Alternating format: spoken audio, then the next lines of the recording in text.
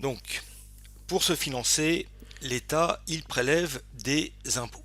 Alors, les impôts, bon, on n'a pas le choix, il faut les payer, ça fait partie des prélèvements obligatoires, je l'ai déjà mentionné dans la vidéo précédente. Payer des impôts ne vous donne aucun droit. Alors, en apparence, les choses sont simples. On distingue deux types d'impôts, les impôts directs et les impôts indirects. L'impôt direct, c'est quand il y a identité entre celui qui doit payer, c'est-à-dire le redevable, et celui qui paye, c'est-à-dire celui qui est assujetti à cet impôt. Donc par exemple, l'impôt sur le revenu, eh bien c'est un impôt direct. Moi en tant que particulier, je dois déclarer mes revenus, donc je dois payer, je suis le redevable, et c'est moi qui vais verser l'impôt, hein. Je vais faire un transfert, un virement automatique en l'occurrence en ce qui me concerne, au trésor public. En tant qu'assujetti, je suis également le redevable. Et donc c'est un impôt direct. Mais il y a des impôts qui sont indirects, par exemple, lorsque vous payez chez un commerçant la taxe sur la valeur ajoutée, la TVA, les 20% du produit que vous les avez donnés au commerçant. Et c'est le commerçant qui va verser, au trésor public cette somme d'argent. Donc le commerçant est l'assujetti et le redevable, c'est vous. Donc en apparence c'est simple, hein, la TVA serait un impôt indirect, l'impôt sur le revenu ou l'impôt sur les sociétés seraient des impôts directs. On va voir un peu plus loin que c'est un peu plus subtil que ça, qu'il arrive parfois que celui qui verse l'impôt n'est pas du tout celui qui a payé l'impôt. On verra pour quelle raison un petit peu plus loin. Il y a également une notion quand on parle d'impôt qui est assez importante, qui est la notion d'assiette. Et donc ce qu'on appelle l'assiette fiscale, c'est un montant qui sert de base au calcul d'un impôt ou d'une taxe, et le montant qui est dû est le plus souvent obtenu par multiplication de l'assiette à un taux. Donc par exemple, pour l'impôt sur le revenu des individus, l'assiette fiscale, c'est la somme des revenus imposables et des bénéfices imposables. Pour un impôt foncier, l'assiette, c'est la valeur locative cadastrale. Pour la TVA, l'assiette, c'est la valeur ajoutée pour l'impôt sur les sociétés. Bref, donc l'assiette, si vous voulez, c'est en quelque sorte la cible. C'est sur ce quoi va porter l'impôt. Et on va multiplier cette cible par un certain coefficient qui va être le montant de l'impôt, qui va donner le montant de l'impôt total. Donc ici, ces impôts, on va en voir qu'ils sont de plusieurs types d'impôts. Donc il y en a trois principaux. Premier, le plus simple, c'est l'impôt par tête, l'impôt personnel. Donc là, la définition est très très simple. Le montant est identique pour toutes les personnes. On va imaginer par exemple 1000 euros par an. Donc on va prendre trois situations. Alors un exemple d'un impôt qui est payé par tout le monde en Angleterre, la poll tax mis en place par Margaret Thatcher, la community charge, la poll tax instaurée au Royaume-Uni en 89. En France, on pourrait dire par exemple la redevance télé par exemple. Donc quel que soit le revenu des personnes, on va prendre trois individus. La première personne déclare 15 000 euros par an, la deuxième 35 000, la troisième 50 000. Eh bien, le montant identique pour toute personne, chaque personne va payer le montant de l'impôt, va payer 1000 euros, quel que soit leur revenu. Quel que soit le revenu, vous payez le même montant, donc c'est très simple, c'est un impôt personnel. Ensuite, vous avez un deuxième type d'impôt qui est l'impôt proportionnel. Alors cette fois-ci, c'est la proportion qui est identique, le montant sera différent. Donc proportion identique pour toutes les personnes. Je vais reprendre mes trois acteurs et là on va imaginer par exemple 20%, un taux d'imposition. Donc on va prendre 20% de 15 000 euros, ça va faire 3 000 euros, 20% de 35 000 euros, 7 000 euros et 20% de 50 000 euros, 10 000 euros. Donc là on voit qu'ils ont la même imposition, c'est un impôt qui est proportionnel, mais le montant qu'ils vont payer est différent. Alors, qu'est-ce qu'on a comme impôt proportionnel en France? Eh bien, par exemple, ça peut être l'impôt sur les sociétés, hein, qui est environ à 33%. Emmanuel Macron a promis de le ramener à moins de 25% à la fin de son quinquennat. Ça m'étonnerait qu'on y arrive vu la situation économique actuellement. Mais enfin voilà, donc l'impôt est un impôt proportionnel. Certains pensent que la TVA est un impôt proportionnel parce qu'on dit par exemple 20%. Alors sauf que c'est 20% de la consommation.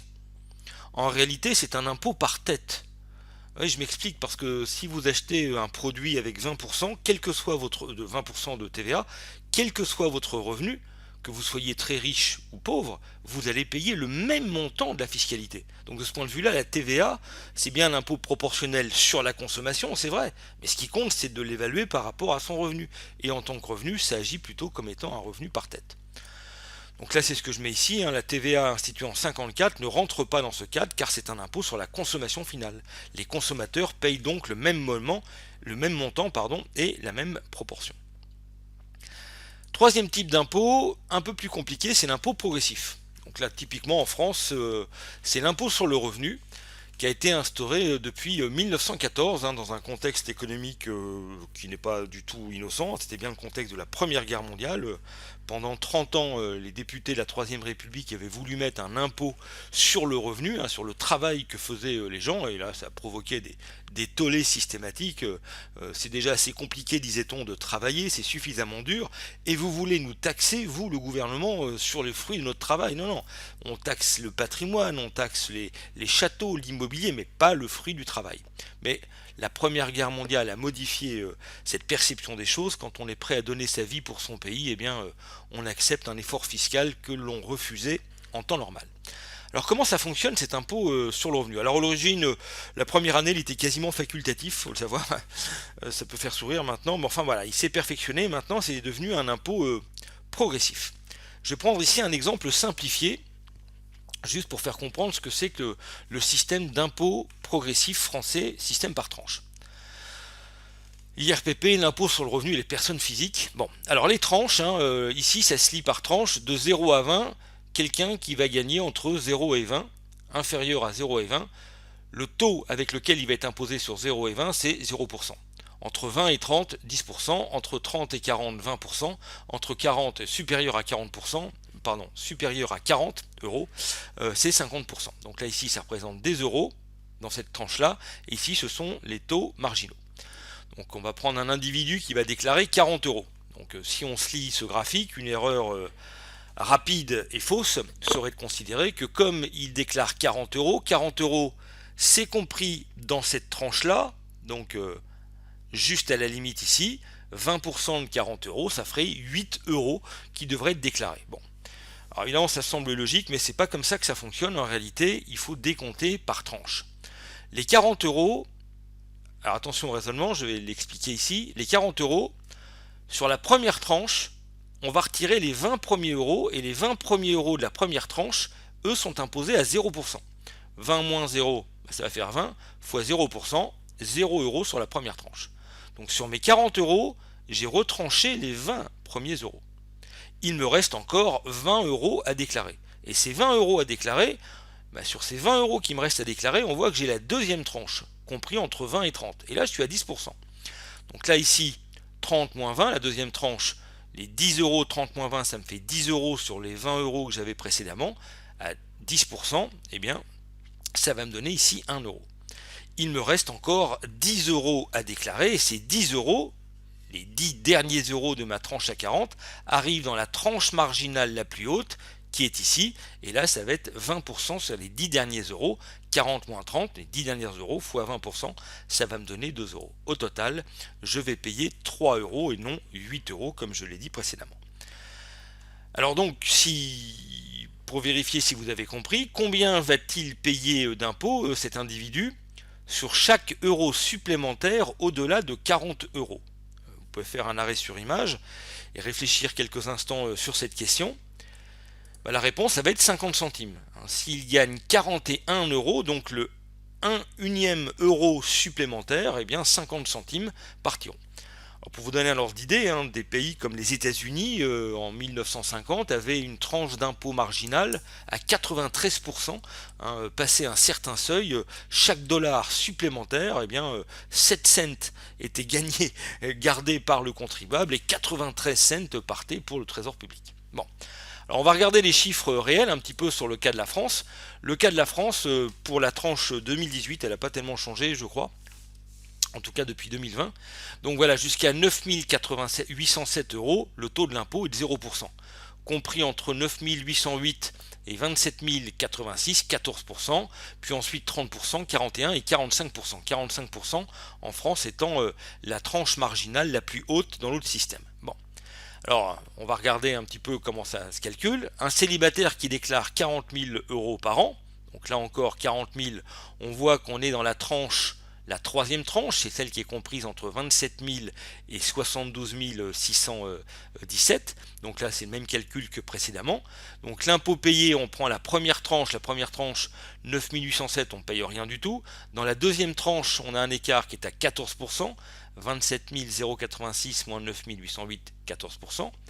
40 000, ça c'est le montant qu'il déclare, puisqu'il est dans cette tranche-là, moins le seuil minimal de la troisième tranche, 27 086, à 30%, ce qui nous donne 6 292,82. Ce qui fait qu'il va payer comme impôt 6 292,82 euros. Donc le taux marginal d'imposition maximum, il est aussi de 30%. Cet individu était dans cette tranche-là, c'est en général en France, les classes moyennes, les enseignants sont en général dans la tranche marginale à 30%. Je fais une petite parenthèse ici, on voit qu'il y a un écart énorme. Quelqu'un qui gagnerait 28 000 euros ou quelqu'un qui gagne 70 000 euros par an, c'est quand même, c'est pas du tout le même niveau de vie. Mais enfin, ils sont dans la même tranche marginale, ils vont pas payer le même montant d'impôt, mais enfin, ils sont dans la même tranche marginale, c'est-à-dire que chaque euro supplémentaire, 30 centimes sera versé au fisc. Quand on me propose des heures supplémentaires, je fais ce calcul et je sais que sur chaque euro que les heures supplémentaires vont m'apporter, je peux retirer 30 centimes directement sur chaque euro gagné, puisque ça va augmenter mon impôt sur le revenu. Donc voilà, le taux d'imposition, lui, il est on prend le montant payé par l'impôt, divisé par ce que l'on a déclaré, qui va être de 15,7. Alors là, j'insiste un petit peu sur des conversations qu'on peut entendre. Vous pouvez entendre vos parents, ou peut-être des amis de vos parents dire « Ah bah oui, je paye 30% d'impôt ». En général, personne ne paye 30% d'impôt. Souvent, les gens confondent la tranche marginale sur laquelle ils sont et effectivement le taux d'imposition, qui sont deux choses différentes. Alors pour l'histoire simplement, lorsque François Hollande a été élu en 2012, il avait proposé de mettre la dernière tranche marginale ici à 75%.